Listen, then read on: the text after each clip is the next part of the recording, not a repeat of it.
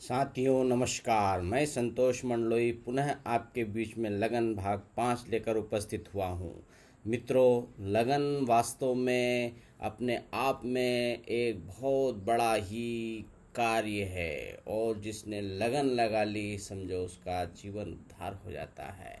मित्रों, लगन लगा करके किसी भी कार्य को करना, धैर्य के साथ, लगन के साथ, निष्ठा के साथ, परिश्रम के साथ अपने सारा ध्यान उसमें एकत्रित कर देना, ये लगन है।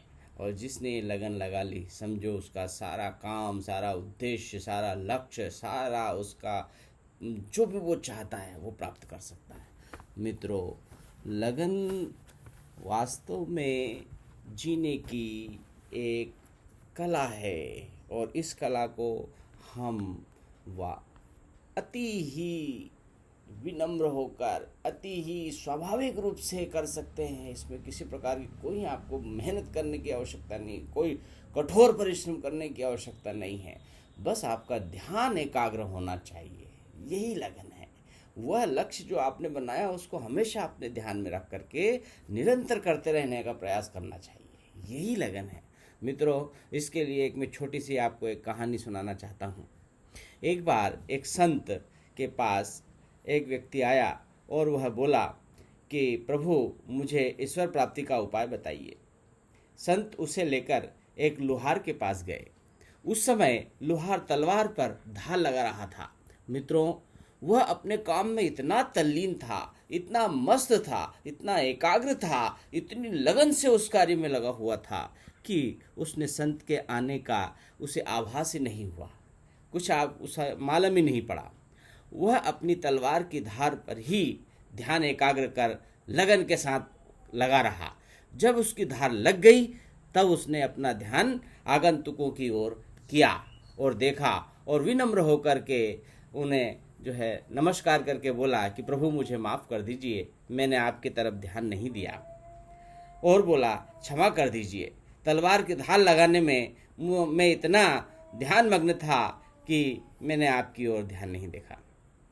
एक पल भी अगर हम ध्यान इधर उधर कर लेते हैं तलवार की धार में लगाते समय, तो वह तलवार बेकार हो जाती है और उसमें वह धार नहीं लगती है। हाँ, हम जानते हैं, साधु महाराज ने कहा, हाँ हम जानते हैं बच्चे कि हम बहुत देर से आए हैं, लेकिन अब हम जिस कार्य के लिए आए हैं वह हमारा कार्य पूर्ण हो चुका है। बस हमें अपने सवाल का जवाब मिल गया है। ऐसा कहकर संत उठ खड़े हुए और चल दिए। फिर उस संत ने जिज्ञासु संत से कहा, उसे समझाया, बताया, बस यही क्रिया है लगन, यही है एकाग्रता, यही है किसी कार्य को करने की एक लगन। इसमें अगर व्यक्ति लगा रहे तो अपने आप उसे जो है जो प्राप्त करना चाहता है वो प्राप्त कर सकता है। देखिए, इस लोहार ने कितनी लगन से, कितने एकाग्रता से, कितने ध्यान से अपनी तलवार में जो है धार लगाई है। उसे आसपास का कुछ भी दिखाई नहीं दे रहा है, उसे कुछ भी सूझ नहीं रहा है कौन मेरे पास खड़ा, कौन संत आया, कौन आया है, ये भी उसे ध्यान नहीं है। मित्रों, ये इसी ही लगन हमको हर कार्य के लिए लगाना पड़ेगी, तब हम सफलता प्राप्त कर सकते हैं। जब उस लक्ष्य को पूरा कर सकते हैं तब हम धनवान हो सकते हैं, जब विद्यावान हो सकते हैं, गुणवान हो सकते हैं। जो इच्छित कार्य आपने सोचा है वो पूरा कर सकते हैं। बस आपको इस लोहार की तरह जो है अपनी लगन लगाने का प्रयास करना चाहिए। संत ने बड़े विनम्र होकर के उस जिज्ञासु संत को अपनी फिर आध्यात्मिक बातें बताई और कहा, बस यही ईश्वर की प्राप्ति की लगन है। जब उसको पाने की ललक हृदय में जग उठे तब उसे पा लेते हैं। तलवार के धार के समान नज़र टिका करके रखना पड़ती है। साधक अपनी साधना में इतना तल्लीन हो जाए कि परमात्मा को पाने में उसे फिर देर नहीं लगती है।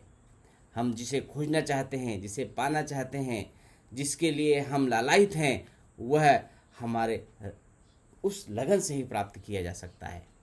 जिस प्रकार दूध में से मक्खन भी तभी निकलता है जब उस मक्खन को मंथन किया जाता है, मथा जाता है लगन के साथ, धैर्य के साथ, लगातार लगातार लगातार यदि हम उस दही को मथते हैं तभी घी रूपी अमृत निकलता है। तो साथियों, मित्रों, सुना आपने लगन का कितना महत्व है। इसलिए मैं आपसे पुनः निवेदन करता हूँ कि आप लगन लगाइए और लगन लगा करके अपने सारे कार्य को पूरा कीजिए और सफलता की सीढ़ियाँ चढ़िए। धन्यवाद मित्रों।